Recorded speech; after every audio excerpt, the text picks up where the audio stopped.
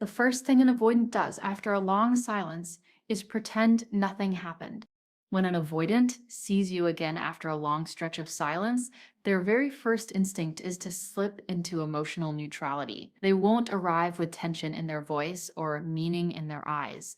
They won't acknowledge the distance, the gap, or the emotional weight of the time apart. Instead, they walk in with a calmness that feels almost too controlled, cool, steady, and unfazed. It's not because the silence didn't touch them. It's because admitting the silence affected them would mean admitting that you affected them. And for someone who fears emotional exposure more than emotional distance, that's too revealing. So they choose the only armor they trust, the performance of indifference. They'll sit or stand with that quiet, calculated composure that makes it seem like everything is normal. They'll greet you like you last spoke yesterday, not weeks or months ago. Their tone will be flat but polite, their expression relaxed but unreadable. This isn't detachment, it's protection. Avoidants have trained themselves to hide emotional impact so thoroughly that even they start believing the script. But beneath that surface, their heart is in overdrive.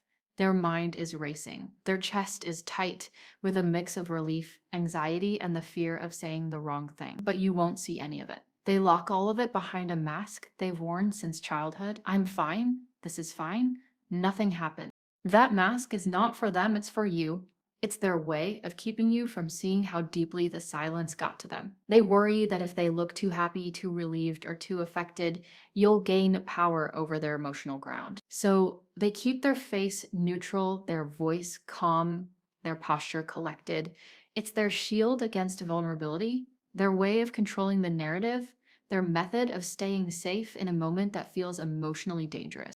But pay attention closely. If you watch carefully, you'll catch micro signals they can't suppress the small swallow before they speak. The quick dart of their eyes when they first see you, the slight stiffness in their shoulders. These are the tiny cracks in their armor. The pieces of truth their neutrality can't fully hide because while they pretend nothing happened, their body quietly betrays the truth. They were affected more than they'd ever confess. The silence didn't numb them, it amplified everything. And now, seeing you again, the avoidant is trying desperately not to reveal that the distance wasn't just a break. It was a battle inside them. Their calmness isn't the absence of feeling. It's the cover they use to protect the feelings they don't know how to express. Watch their eyes, avoidance, speak with them before they speak with words. When an avoidant sees you again after a long silence, their eyes make contact long before their voice does. Avoidants communicate with their gaze in a way they'd never dare to communicate out loud. Their eyes scan you quietly, almost secretly, but with a depth that reveals everything they're trying to hide. They take in your expression, your energy, your body language, your emotional temperature, not to judge you, but to assess one thing. Are you still safe for me? For avoidance, safety isn't about physical closeness. It's about emotional predictability. They need to know whether your presence will demand feelings they're not prepared to show. The scan happens fast, a flicker of attention followed by a quick retreat. They look at you, look away, then look back again when they think you're not paying attention. That's their heart talking before their mind has time to shut it down. The first gaze is raw instinct, relief that you're still here, curiosity about where you stand, a quiet longing they can't fully mask. But the second gaze, that's controlled, measured, filtered, it's them slipping back into emotional armor after remembering they're supposed to act unaffected. If you watch closely in that first moment, you'll notice something rare. Their eyes soften. It lasts maybe a second, two at most, but it's the most honest expression an avoidant ever gives. It's the softness of someone who missed you more than they'll admit. The softness of someone who's been rehearsing this reunion in silence, wondering how you'd greet them, fearing they pushed too far, hoping you didn't walk away for good. That soft gaze is the confession they'll never speak. I felt the distance. I felt your absence. I care. But as quickly as that softness appears, it disappears even faster. You'll see their eyes harden, not out of coldness, but out of self-protection. They catch themselves feeling something, and their instinct is to shut it down before you see it. Avoidants fear emotional exposure the way others fear physical danger. The moment they sense vulnerability rising, they pull back into neutrality, tightening their expression, controlling their stare, lowering their emotional signal to a safe level. This shift in their eyes is subtle but powerful. It's the moment their defenses return. They look at you with that familiar, calm, almost unreadable expression that makes it seem like everything is fine and nothing is happening inside them. But if you caught the softness before the wall went back up, you witnessed the truth, a truth they worked tirelessly to conceal. Because avoidants don't speak feelings. They scan for them, they sense them, they guard against them. And in that brief moment when their eyes meet yours, they reveal more than their words ever will. Their gaze is the doorway they try to keep closed, but in those first seconds, it accidentally slips open. They'll give short answers, not because they don't care, but because they care too much. When an avoidant sees you again after a long silence, listen closely to the way they speak, or rather, how little they speak. The short answers, the clipped responses, the one word confirmations. They aren't signs of disinterest, they're signs of emotional overload. Avoidants shrink their words when their feelings expand. It's their way of managing intensity, of keeping control over an inner storm they don't know how to express without feeling exposed. Every short reply is a shield, not a dismissal. You'll notice they answer your questions, but they don't elaborate. They'll say, yeah, instead of I'm glad to see you. They'll say, it's fine, instead of I missed this. They'll comment on the moment, but they won't touch the emotions underneath it. Avoidants fear that the more they say, the more they reveal. So they trim their sentences down to the safest possible form, minimal, neutral, unthreatening. It's not the absence of feeling, it's the strict control of it. Inside, they're feeling far more than they're letting on. Relief that you're here, anxiety about what you're thinking, surprise that the connection still feels familiar, and a quiet hope they won't admit, even to themselves. But if they let those feelings slip into their voice, they worry the truth will come pouring out. That's why their tone stays flat, their rhythm steady, their responses brief. They're terrified that one wrong word will reveal the depth of what they feel. So instead of speaking openly, they ration their words. They give just enough to keep the conversation alive, just enough to show they're present, but never enough to cross into vulnerability. This balance, engaging without revealing, is where avoidance feels safest. It lets them reconnect without feeling emotionally endangered. But pay attention to the micro moments between their short replies, the soft inhale before they speak, the slight hesitation, as if they're deciding how much of themselves they're willing to reveal, the way they look at you for a second too long before answering with something neutral. These tiny pauses are the real language of the avoidant, a silent admission that there's more behind their words than they're ready to show. Their short answers are not emotional distance. They're emotional management. They're trying to keep the moment from becoming too raw, too real, too revealing. Because the truth is, seeing you again after silence hits them harder than they expected. They don't know what you want, how you feel, or if they're allowed to show their own feelings without risking rejection or disappointment. So they play it safe, they speak small, they stay measured, not because they're uninterested, but because they're overwhelmed. And underneath every clipped response lies the same unspoken confession. I say too much, you'll see how much this matters to me. They'll test the temperature of the connection before they step into it. When an avoidant sees you again after a long silence, they don't walk straight back into emotional depth. They inch their way in, testing the atmosphere the way someone tests water with the tip of their finger before stepping in. Avoidants need to know they're not walking into emotional fire. They need to know you aren't angry, hurt, or waiting to confront them. So before they offer anything real, they send out tiny feelers, small, surface-level comments designed to gauge your reaction. A light joke, a casual question about something neutral, a soft observation about the environment. All of it is intentional. These aren't random remarks. These are micro-tests designed to measure emotional temperature. To someone who doesn't understand avoidance, these comments might seem meaningless or even dismissive. But for an avoidant, they are strategic. They're asking, are you safe? Are you calm? Are you okay with me being here? Your response determines everything that happens next. If you meet their small comment with warmth, a smile, a relaxed tone, a gentle reply, you'll see their shoulders drop ever so slightly. Their voice gets a little softer. Their energy becomes less guarded. In that moment, they take it as a sign that the connection hasn't turned dangerous, and they allow themselves to settle into the interaction. But if you respond with coldness, tension, or guarded energy, you'll see the opposite reaction instantly. Their walls rise, their posture shifts, their tone becomes shorter, safer, flatter. They pull back emotionally before the conversation even begins. Avoidants aren't trying to manipulate the interaction, they're trying to avoid emotional injury. They've been conditioned to expect disappointment or conflict when feelings are involved. So they test the water not because they doubt you, but because they doubt their ability to handle vulnerability if the energy turns heavy. These micro tests might look like: did you change your hair? You've been busy lately. Traffic was crazy today. Small talk? Yes, but purpose-driven small talk. They don't want to start with anything deep because they're terrified of stepping into a moment where emotions hit too fast. They need you to show your emotional stance first.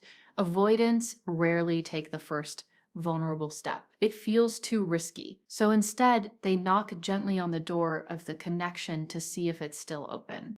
If you respond with warmth, they gradually allow more of themselves to appear. They'll talk a little more, relax a little more, look at you a little longer. They lean in, but only after they're sure the space won't hurt them. Avoidants don't move through connection boldly. They move through it carefully, quietly, scanning for safety as they go. But if you seem distant, hurt, or cold, the avoidant interprets it as danger, even if you didn't intend it. Their instinct is to retreat, protect themselves, and avoid the emotional weight they fear they can't handle. The tests aren't about control, they're about survival. And the warmth or coldness of your response becomes the emotional map they follow. In the end, these subtle tests reveal one thing clearly: avoidants aren't indifferent, they're cautious. And the way you respond tells them whether they can step closer or whether they need to rebuild their walls fast. Position themselves slightly away, but still close enough to feel you. When an avoidant sees you again after a long silence, their body gives away a truth. Their words never will. Avoidants manage emotions through proximity, not too close, not too far, always in that careful in between where they can feel connected without feeling exposed. Their physical placement becomes their emotional language, and if you pay attention, you'll see that they position themselves in a way that reveals exactly what they're feeling, even when they refuse to say it out loud. They won't stand directly next to you, leaning in with openness or excitement. That level of closeness feels dangerous, too vulnerable, too raw.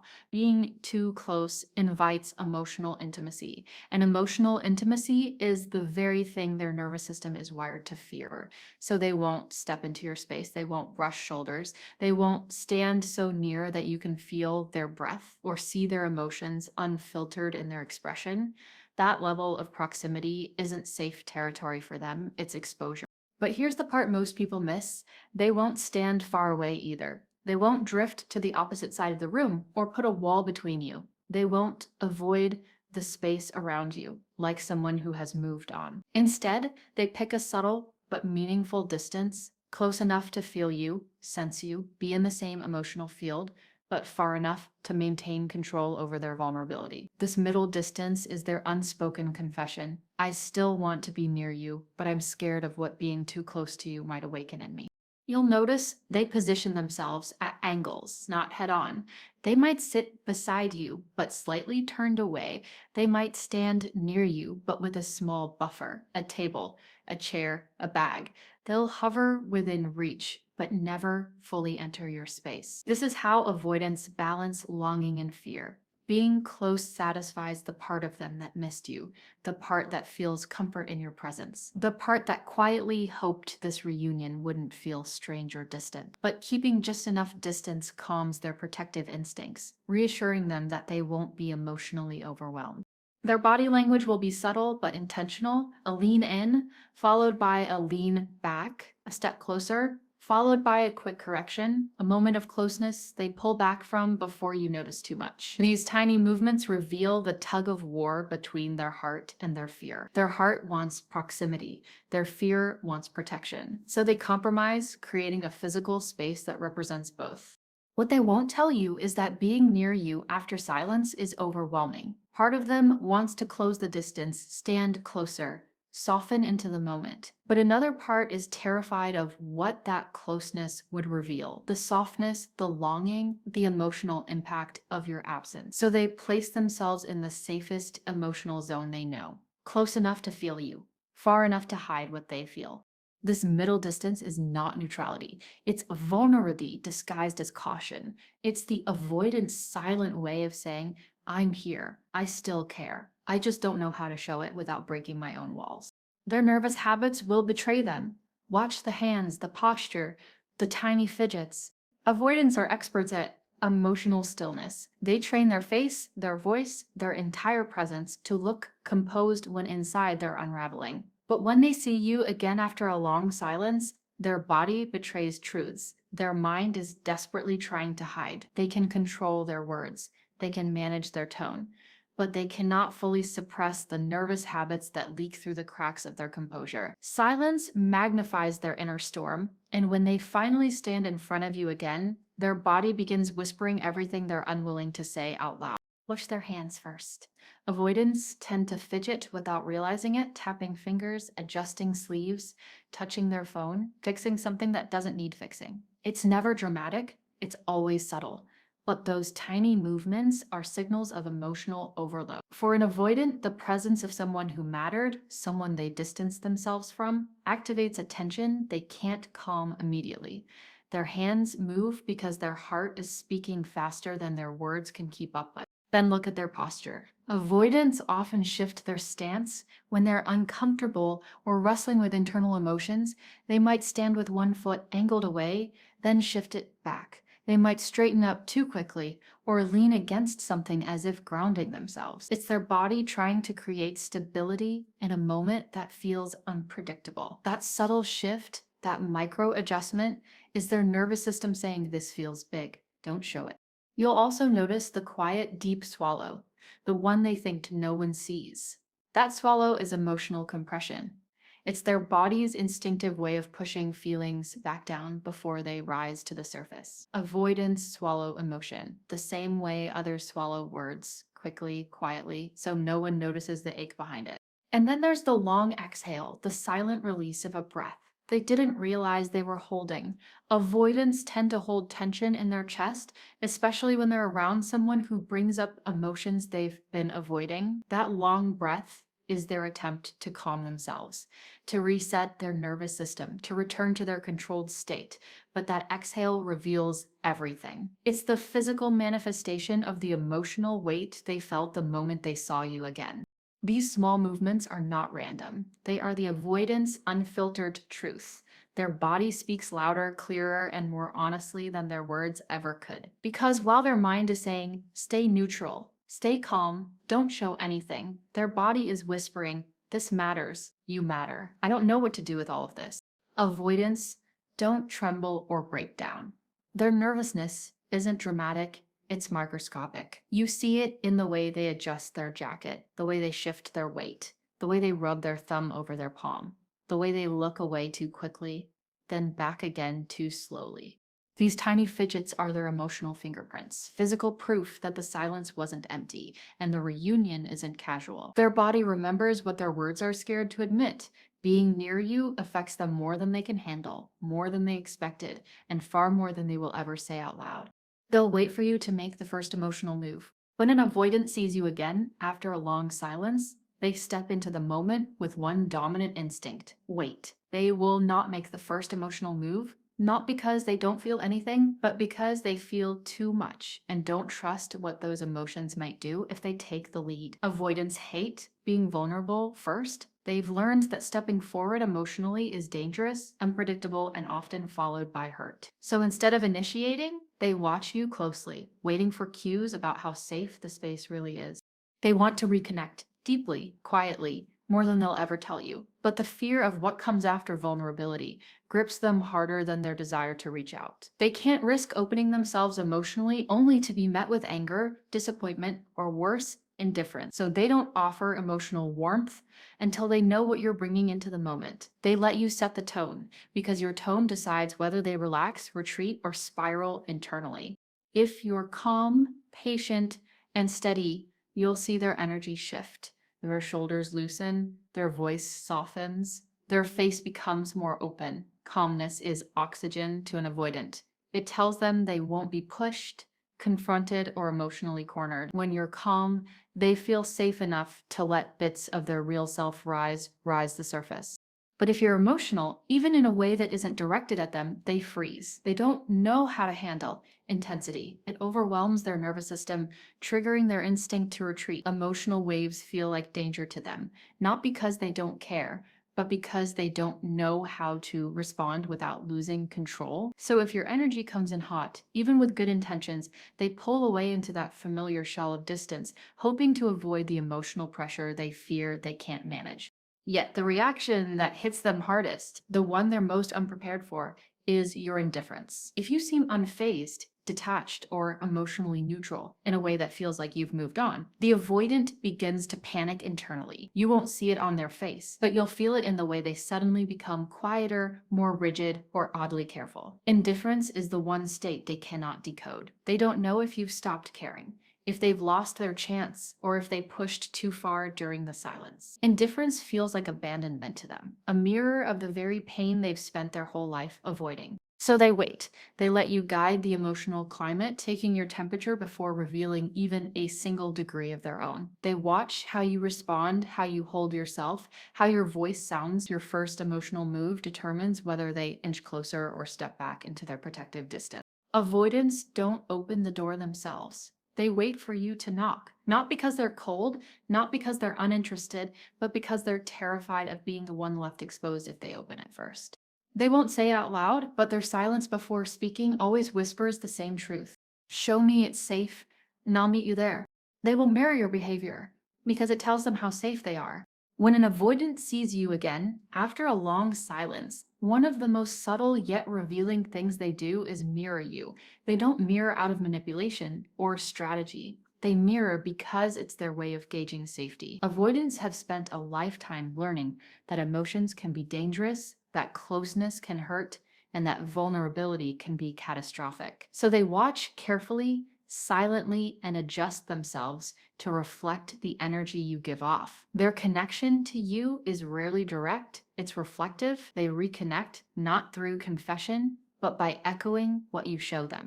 If you're warm, gentle, and open, they soften in response. You'll notice it in the tone of their voice, the tilt of their head, the way they lean ever so slightly toward you. They match your pace, your energy, your gestures. This mirroring is their way of saying, I see you. I feel safe enough to let some of myself show. It's not immediate. Avoidance test, they wait and they calculate. But once they sense the warmth, they allow themselves to gently align with it. They mirror because it reassures them that the emotional environment isn't threatening, that it's safe to exist near you without overexposing themselves.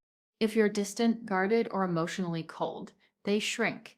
Their energy retreats subtly, their posture tightens, their words become clipped, distant signals, danger to them, even if you aren't actively pushing them away. Avoidants interpret coolness as a sign that vulnerability could be met with rejection, criticism, or indifference. In response, they protect themselves by matching that distance, creating a buffer between your emotional worlds. They won't force closeness if the environment feels unsafe. Instead, they echo your caution. This isn't disinterest, it's self-preservation. If you're neutral, calm, but not overtly warm, steady, but not distant, they stay in their controlled default mode. They speak measuredly, maintain a safe distance, and move deliberately. They don't mirror extremes because the moment doesn't trigger a clear signal of safety or danger. Neutrality gives them the space to observe and test without risking exposure, allowing them to regulate their emotions carefully before stepping any closer. Mirroring is how avoidants measure connection without confession. They don't say, I missed you or I want to be near you in the way others might. Instead, they reflect your behavior, your energy, your tone, as if your presence itself is a thermometer. Through that reflection, they decide how much of themselves they can allow to exist in the same space. They follow the cues you give, almost like a dance, sometimes slow, sometimes hesitant, but always with careful calculation.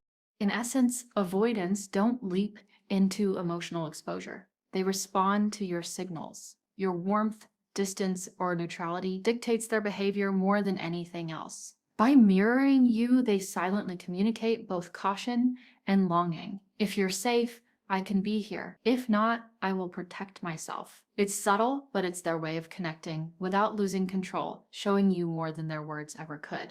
The moment they feel safe, their voice changes. When an avoidant sees you again after a long silence, everything starts with caution. They test the space, scan your energy, mirror your behavior, and protect their heart with every small movement. But the moment they feel that the environment is safe, the moment your presence tells them they won't be emotionally overwhelmed or hurt, something subtle yet profound happens. Their voice changes. It's not dramatic or intentional. It's quiet, almost imperceptible, but it reveals more about what they feel than any words ever could. You'll notice it in the softness. Their tone, once clipped or measured, becomes gentler. The edges of their speech smooth out, and the rigidity that once framed every sentence melts just enough for warmth to slip through. It's not a rehearsed act. It's the natural response of someone who has been holding back, someone who has been guarding their heart against the intensity of absence and presence. That softened tone is their way of quietly admitting that being near you matters, that your presence affects them more than they're ready to say. The pace of their speech also shifts where they might have spoken quickly or hesitated. Now their words flow with a slower, more deliberate rhythm. Each syllable carries a weight.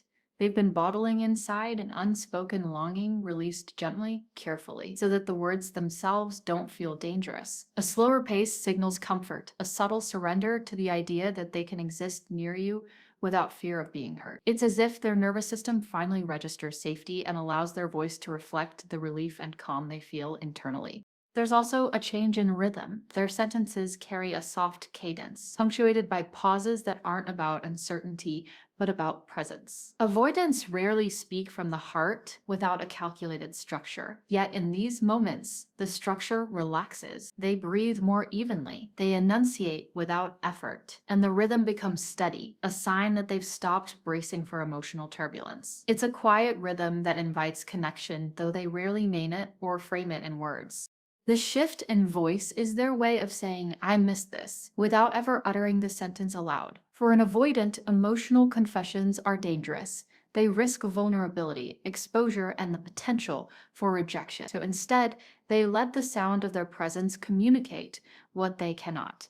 Their softened tone, warmer pace, and calm rhythm become a language of care, longing, and cautious comfort.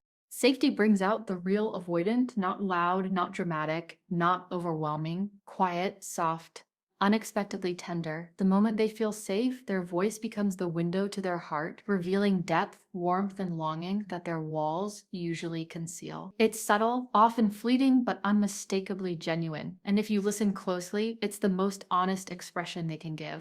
What they won't say out loud. Their presence already revealed. When an avoidant sees you again after a long silence, their presence carries more meaning than words ever could. Avoidants are masters of concealment. They protect their hearts behind walls, masks, and measured behavior. Yet, when they return, when they make the choice to show up despite fear, hesitation, or uncertainty, that very act speaks louder than any confession. What they won't say out loud, their presence already reveals. Their appearance is a signal, a quiet testimony to the fact that the absence affected them, that distance mattered, and that connection still holds significance in ways they cannot articulate. Avoidants don't come back casually. They don't walk into a room without internal deliberation. Something inside pulls them, a thought, a feeling, a quiet recognition that being near you matters more than staying safe in emotional isolation. Every step toward you is calculated, cautious, yet undeniably intentional. Even if their expression appears neutral, even if their tone is flat, even if their walls seem impenetrable, their return signals a truth they cannot say. I felt your absence. I noticed the gap. I am here now. That silent acknowledgement is the essence of an avoidance confession. Sometimes the reunion looks emotionless. Their words might be clipped, their gestures small, their eyes fleeting. To an untrained observer, it could seem like nothing has changed, like no internal shift occurred.